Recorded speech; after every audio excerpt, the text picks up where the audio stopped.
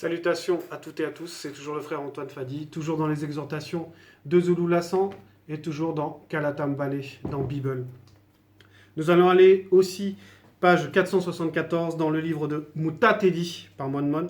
Orientation à l'ouverture de la sagesse, c'est le titre de ce livre, parce qu'effectivement, après même l'enseignement que le Molédi a donné concernant la sagesse, on va parler de cette sagesse et de comment elle doit se manifester lorsqu'on reçoit cette sagesse éducatrice. Qu'est-ce qui se manifeste après? On va donc dans le chapitre 4 et on va commencer à partir du verset 20.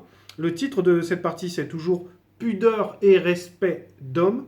Donc on va évoquer ces deux notions dans tout ce chapitre, la pudeur et le respect de l'homme. Et pour mieux comprendre encore ce titre, si on revient au titre d'avant, c'est-à-dire au passage d'avant, il y avait la sagesse éducatrice. Ça veut dire que celui qui reçoit une éducation va manifester quelque chose. Cette éducation va produire un fruit, et c'est cette sagesse éducatrice qui va éduquer la personne, et la personne va se mettre à s'exprimer. Et on va parler donc de la manière dont on s'exprime lorsqu'on est éduqué par le Verbe. Pudeur et respect d'homme, oui, parce que ce sont, on va dire, deux piliers de la sagesse, la pudeur et le respect de la personne. La pudeur et le respect de la personne. Parce que si on regarde les définitions, la pudeur, c'est la gêne qu'éprouve une personne délicate devant ce que sa dignité semble lui interdire. Un synonyme, c'est la décence, la retenue. La retenue. Oui, parce qu'il y a une manière de s'exprimer lorsqu'on reçoit cette sagesse éducatrice. Il y a une manière, en fait, lorsqu'on est soumis au verbe, lorsqu'on parle selon le verbe, il y a une manière de s'exprimer, il y a un langage, il y a une façon de faire, il y a une méthode, il y a une éducation qu'on a reçue. Et le respect, tout le monde sait ce que c'est que le respect, mais si on va un peu dans la définition, c'est un sentiment qui porte à accorder à quelqu'un ou à quelque chose de la considération en raison de la valeur qu'on lui reconnaît. En gros, c'est de l'estime. Et là, c'est de l'estime pour soi-même, puisque c'est le respect d'homme, c'est le respect de notre personne. L'homme ici va représenter le respect de l'homme, on va dire, spirituel, le respect de l'homme selon le verbe, de celui qui est on va dire, qui a une forme de maturité et qui va donc s'exprimer et avoir donc de la retenue, c'est-à-dire une maîtrise des choses, une maîtrise de son langage, une maîtrise de son comportement. Dans le verset 20, il est dit ceci: « Observe les circonstances et garde-toi du mal selon le verbe virgule, n'aie pas honte de toi-même, point. » Oui, parce que lorsqu'on va présenter le verbe, lorsqu'on va propager la parole, il faut savoir d'abord analyser ce qui se passe, analyser les circonstances.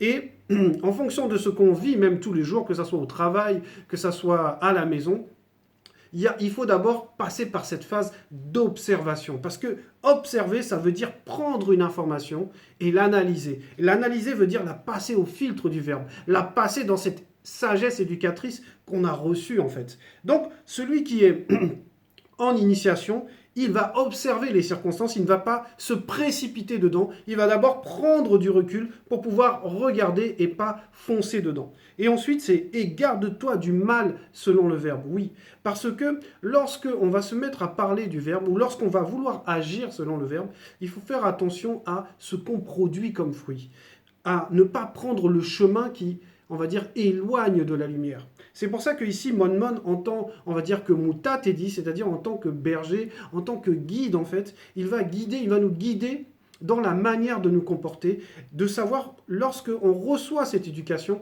qu'est-ce qu'on en fait en fait, quel est le fruit qu'on produit. Et donc il y a une manière de se comporter, comme je disais, avec cette éducation. Observe les circonstances et garde-toi du mal selon le verbe. Donc observe ce qui se passe, parce qu'il y a plusieurs types de circonstances. Et on sait que les circonstances, on va dire, ont deux sources. Il y a les démons de circonstances, mais il y a aussi les entités des circonstances. Et selon, on va dire, ce qu'on doit observer, on doit savoir, on doit arriver à discerner par le Mundi Musangi, on doit arriver à discerner par l'éducation qu'on a reçue, si ce sont des circonstances qui sont favorables, qui sont bonnes pour nous, ou si ce sont des circonstances qui veulent nous pousser à faire le mal. C'est pour cela qu'il faut d'abord observer ces circonstances, il faut d'abord les analyser. Ensuite, virgule, n'aie pas honte de toi-même, oui. Parce que souvent, ce qui se passe, c'est que on peut avoir honte de parler du verbe, on peut avoir honte de s'exprimer selon le verbe, on peut avoir honte de dire la vérité. On peut avoir honte parce que, on va le voir après, il peut y avoir plusieurs choses, mais là, ce que Monmon nous incite, c'est que lorsqu'on reçoit cette sagesse éducatrice, on doit en fait manifester, on va dire, ce qu'il y a aussi par rapport aux autres entités. C'est-à-dire qu'il y a l'entité de sagesse, mais on sait qu'il y en a 6 autres. Et dans ces entités, il y a la force, il y a la justice, il y a la science, il y a le discernement, il y a la réflexion, il y a l'intelligence. Et c'est pour ça qu'il faut d'abord observer, parce qu'il faut se nourrir du fruit de toutes ces entités-là, puisque tout cela, c'est toujours la sagesse. Et maintenant, lorsqu'on manifeste on va dire des fruits, ces fruits-là d'analyse, où on va passer au filtre de l'intelligence, de la science, du discernement, de la réflexion, on va trouver la force de pouvoir lutter contre ce mal. Et ensuite, on va aussi trouver la force de manifester cette justice. Et c'est en ça qu'on ne va pas avoir honte de nous-mêmes. Souvent, comme je disais, ce qui se passe, c'est qu'on peut avoir honte de soi, on peut avoir honte de vouloir parler du verbe, de vouloir dire la vérité, parce qu'on se dit, mais qui je suis? Et c'est cette identité que la sagesse éducatrice va donner en premier, pour que justement on puisse manifester des fruits qui sont conformes à cette sagesse. Verset 21, car la honte est issue du péché. Oui, parce que ici, Monmon explique que cette honte-là, avoir honte de soi-même, c'est parce qu'il y a une forme de désobéissance, mais il y a aussi une forme de négligence. Et il y a une honte qui est issue du péché, parce que il y a deux choses. Il y a la honte d'avoir péché et il y a la honte issue du péché. La honte issue du péché, en gros, c'est la condamnation. C'est le fait d'être condamné. Et maintenant, la honte d'avoir péché, on va dire, c'est le remords. C'est le remords. Ce sont, on va dire, c'est le sentiment lorsqu'on a désobéi au verbe et qu'on se sent coupable, on a cette honte parce qu'on a désobéi au verbe. Et maintenant, il y a la honte de celui qui continue à pécher et qui ne ressent pas, on va dire, cette première honte de repentance, en fait. Il ne ressent pas l'envie de repentance. Lui, il est dans la condamnation et c'est cette honte-là que Monmon nous dit d'éviter. Éviter d'avoir cette honte qui est la condamnation, en fait. C'est-à-dire que effectivement, lorsqu'on reçoit la sagesse, maintenant on doit œuvrer en fonction de cette sagesse. On doit manifester des fruits, parce que sinon, en fait, on n'a pas reçu. Si on ne manifeste pas de fruits, c'est que la semence n'a pas été fertile, en fait. C'est comme la foi et les œuvres. C'est la même chose que la foi et les œuvres. La foi se voit par les œuvres, et c'est ce que Monmon expliquait ici. Qu'il faut passer cette étape d'avoir honte, c'est-à-dire de ne pas manifester les œuvres, en fait, de rester, en gros, de cacher la lumière, de cacher cette lumière qu'on a reçue. Parce que, effectivement, la honte ici, c'est la condamnation qui est issue du péché. Verset 22, ne te fais pas mauvais visage à toi-même, virgule. N'aie pas honte au point de tomber, point. Oui, ça veut dire qu'il va falloir se battre, en fait. Il va falloir se battre pour ce verbe, il va falloir oser présenter le verbe, il va falloir oser parler et on va dire exposer la sagesse qu'on a reçue. Et si on ne le fait pas, ne te fais pas mauvais visage à toi-même, ça veut dire qu'il faut oser en fait être fier de toi-même. Parce que c'est une expression en fait, se faire mauvais visage, ça veut dire en gros, quand on le dit pour une personne extérieure que nous-mêmes, c'est avoir un comportement désagréable avec la personne, c'est mal accueillir la personne. Mais ici, là, c'est par rapport à nous-mêmes, ça veut dire qu'il faut accueillir en fait on va dire notre esprit, la puissance qui est dans notre esprit. Parce que plus on pêche, plus en fait on s'éloigne de l'esprit et on se rapproche de la chair. Et moins on pêche, c'est-à-dire plus on manifeste les œuvres selon le verbe, plus on se rapproche de l'esprit. Et il ne faut pas faire honte à notre esprit. Il ne faut pas faire honte à notre corps. Il ne faut pas faire honte à notre âme, c'est-à-dire avoir des comportements qui éloignent de la fusion, qui éloignent de la loi du verbe. Voilà, n'aie pas honte au point de tomber. Tomber, oui, ça veut dire, effectivement, c'est chuter, ça veut dire, en gros, échouer. On continue, verset 23, ne t'interdis pas de parler quand il le faut, oui. Et c'est magnifique parce qu'il y a une progression, en fait, dans ces versets, où d'abord, il fallait observer, et il ne fallait pas que la honte prenne le dessus. Il ne fallait pas que les choses, on va dire, qui peuvent nous empêcher de parler, parce que la honte a ce pouvoir-là, c'est de nous empêcher de nous exprimer en fait. Parce que le but, c'est que cette sagesse éducatrice doit s'exprimer. C'est pour ça qu'on dit que la sagesse, on va dire, crie dans les rues. Voilà. Ça veut dire que lorsqu'on reçoit la connaissance, comme notre mot l'a dit, lorsqu'on est rempli de cette connaissance, elle est faite pour les autres, elle est faite pour être déversée, elle est faite pour être propagée. C'est comme lorsqu'on vous donne une semence et que cette semence rentre dans la terre, elle est là pour produire du fruit. Et c'est exactement ce qu'on nous dit là. Ne t'interdis pas de parler quand il le faut. C'est-à-dire que parce que tu as observé les circonstances, parce que tu as franchi cette peur ou cette honte-là de toi-même, en fait, de représenter l'homme spirituel. Quand tu as franchi tout cela, maintenant il faut que tu oses parler quand il le faut.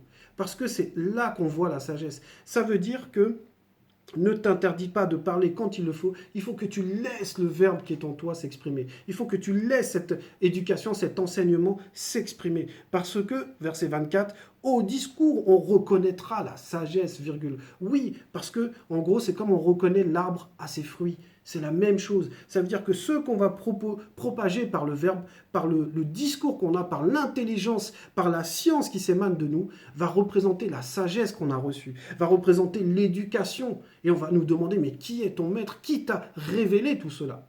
Et oui, et c'est ce que nous faisons lorsque nous propageons, nous envoyons les gens vers la source qui est, on va dire, Zoloulasan, qui est celui qui nous enseigne, qui déverse cette sagesse dans cette réalité du visible. Donc, au discours, on reconnaîtra la sagesse, virgule, l'instruction aux paroles de la bouche. Oui, parce que Monman avait percé ce mystère, lui-même qui avait goûté, qui avait pris de ce fruit de l'entité de sagesse et de l'entité de l'intelligence, a compris ces deux choses-là. Au discours, on reconnaîtra la sagesse, oui, parce que la sagesse, en fait, les paroles d'un initié, les paroles d'un homme qui est même en initiation, même d'un non-initié gracié, a de la valeur, a de l'importance, parce que c'est le reflet de cette sagesse, c'est le reflet du verbe qu'on reçoit. Donc, il ne faut pas s'interdire de parler, il faut oser parler lorsque on sent que c'est le moment que le verbe va s'exprimer pour apporter une vérité, pour apporter une paix, pour apporter un éclairage, pour régler une situation, ou pour tout simplement, on va dire, présenter la vérité, tout simplement. Et même pour démontrer l'antivérité en face. Verset 25, ne parle pas contre la vérité, virgule, sois confus dans ton ignorance. Oui, ça veut dire que tu vas t'exprimer quand il le faut, mais il faut faire attention à ce que tu dis. Il faut que tes paroles représentent cette sagesse, représentent cette vérité. Il ne faut pas t'opposer à la vérité. Et ça, c'est aussi pour les détracteurs, pour ceux qui vont oser venir s'opposer à la vérité. Il faut faire très attention parce que, comme il le dit après, virgule, sois confus dans ton ignorance. Ça veut dire que si tu oses parler contre la vérité, le résultat de cela, c'est que tu vas être confus. Tu seras dans la confusion. Les démons de confusion vont te saisir. Et tu vas être confus. Pourquoi? Parce que tu es ignorant. Ça veut dire que nous, en tant que personnes qui sommes en initiation, tout ce qu'on doit dire doit être conforme à la vérité. Ça peut être, par exemple, souvent...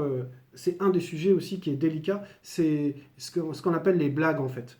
Beaucoup de gens vont parler et dans un contexte précis, un collègue qui fait des blagues, si tu te laisses facilement aller, ben, tu vas parler contre la vérité. Tu vas sortir une blague qui va être un mensonge et en fait là, ben, le fait que même si c'est pour blaguer, ça reste un mensonge. Donc ben là, tu parles contre la vérité. Et maintenant, quand tu parles contre la vérité, ce qui va se passer, c'est que tu vas ressentir une confusion à l'intérieur de toi. Tu vas ressentir cette loi du verbe qui te dit que ce que tu es en train de dire là, ça n'est pas la vérité. Même si c'est pour rigoler, même si c'est pour garder l'ambiance, on va dire, c'est de l'anti-vérité. Et tu vas ressentir cette confusion, tu vas ressentir, on va dire, ce vide-là, parce que par rapport à ce sujet précis, tu n'as pas laissé le verbe te remplir de sa vérité. Tu n'as pas laissé ça. C'est pour ça que tu es confus dans ton ignorance. Et c'est ce qui se passe même pour les gens qui sont dans le monde. Verset 26, « N'aie pas honte d'avouer tes péchés, virgule, ne prétends pas t'opposer au cours d'un fleuve. » Oui, quand tu as fait cette erreur, par exemple, et que tu le ressens à l'intérieur de toi, on va dire, cette entité de repentance qui se manifeste pour toi, quand tu ressens cette honte, quand tu ressens cette gêne, ce qu'on te dit là, c'est « N'aie pas honte d'avouer tes péchés. » Oui, parce que là maintenant c'est la honte, c'est la deuxième honte, parce que la première c'était celle qui était issue du péché, c'est-à-dire en gros c'est la condamnation, et maintenant cette honte-là c'est le remords en fait, c'est le fait d'avoir péché, de regretter parce qu'on a mal agi. Et on te dit à cet instant-là, même si tu as mal agi, tu as honte, n'aie pas honte de le dire dans la prière, de demander pardon, ou même quand tu as fait du mal à quelqu'un. voilà, que tu as mal agi, n'aie pas honte d'aller vers la personne et de demander. Parce que ce remords-là, dis-toi que c'est toujours une sagesse qui t'est enseignée. C'est toujours un chemin, une porte qui t'est ouverte pour que tu reviennes dans le chemin de la lumière où tu t'étais éloigné. Donc n'aie pas honte d'avouer tes péchés, virgule. Ne prétends pas t'opposer au cours d'un fleuve. Oui, ça c'est... En fait, c'est terrible parce que ça te montre en fait que tu n'as pas en fait de pouvoir. Tu ne peux pas te justifier par rapport à la vérité. Personne ne pourra se justifier au jour du jugement. Personne ne pourra se justifier par rapport à la vérité. Personne ne pourra dire qu'il a raison et que le Verbe a tort. Ce n'est pas possible. C'est pour ça qu'on prend cet exemple-là. Ne prétends pas t'opposer au cours d'un fleuve. Entre un homme et le cours d'un fleuve, ben, c'est simple. Le cours d'un fleuve va emporter l'homme qui est dans l'eau. L'homme ne peut pas résister. En gros, c'est ce que va représenter le pécheur. Et le cours du fleuve, c'est la justice, c'est le jugement. Donc, personne ne pourra se justifier. Donc, il vaut mieux avouer ses péchés. Il vaut mieux faire preuve d'humilité, en fait. Verset 27. Ne t'abaisse pas devant un insensé, virgule. Ne te laisse pas influencer par le puissant. Oui, quand tu as une vérité à dire, voilà. L'insensé, tu ne vas pas te rabaisser devant lui, tu ne vas pas jouer à son jeu. Toi, tu vas garder cette sagesse éducatrice et tu vas dire la vérité. Et que si, effectivement, l'insensé, il n'y a pas de discussion possible avec lui, donc tu ne discutes pas avec lui, tu ne te rabaisses pas à son jeu. Tu ne rentres pas dans son jeu. C'est un insensé, tu dis la vérité, point barre.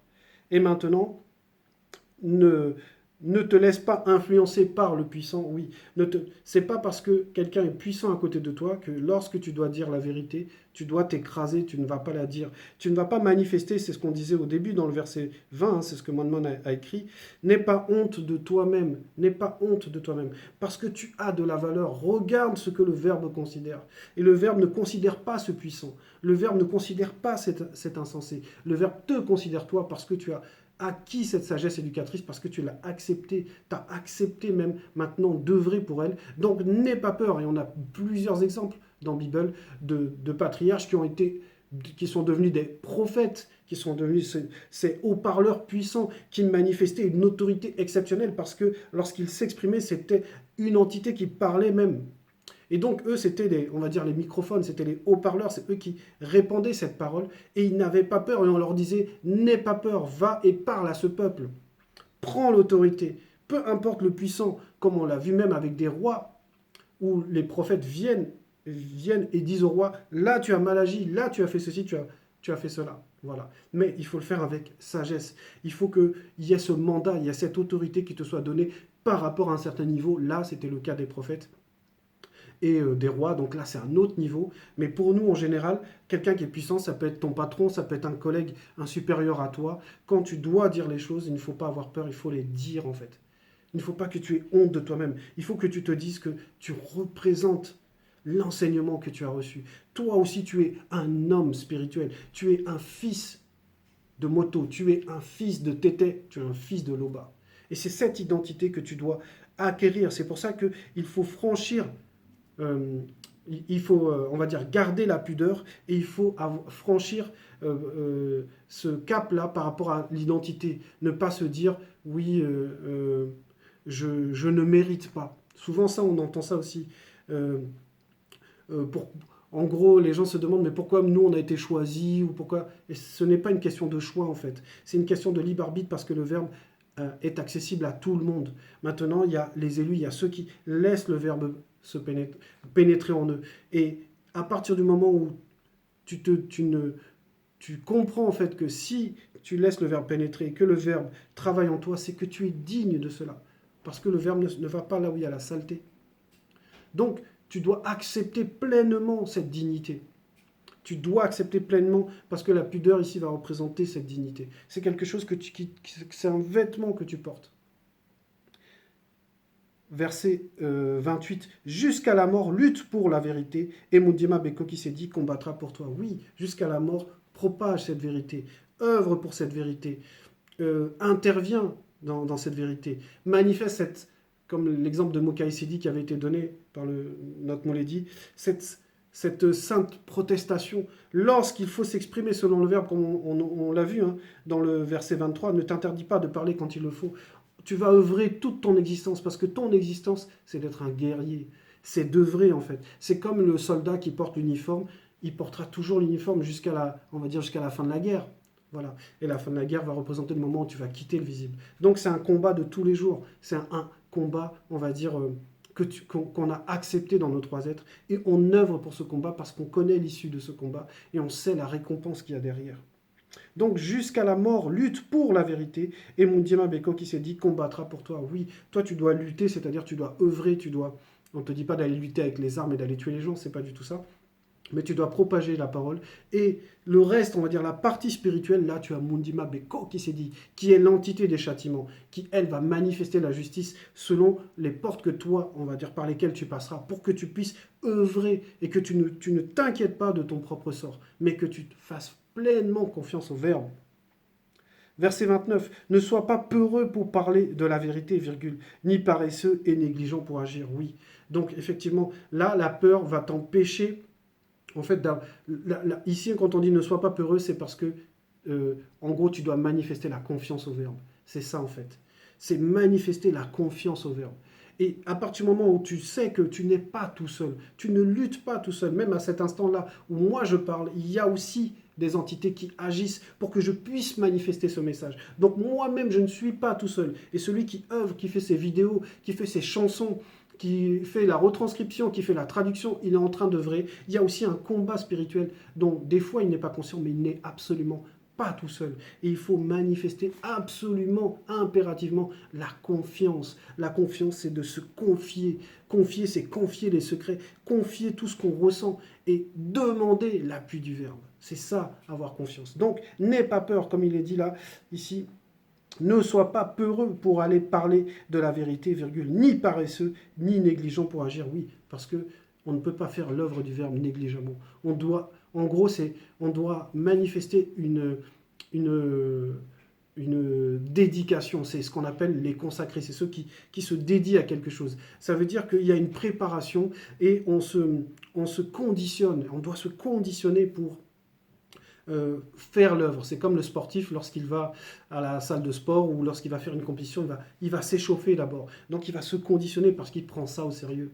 Voilà. Et nous, c'est ce qu'on nous demande ici. Hein. C'est de prendre ça au sérieux, de ne pas être négligent et de ne pas être paresseux.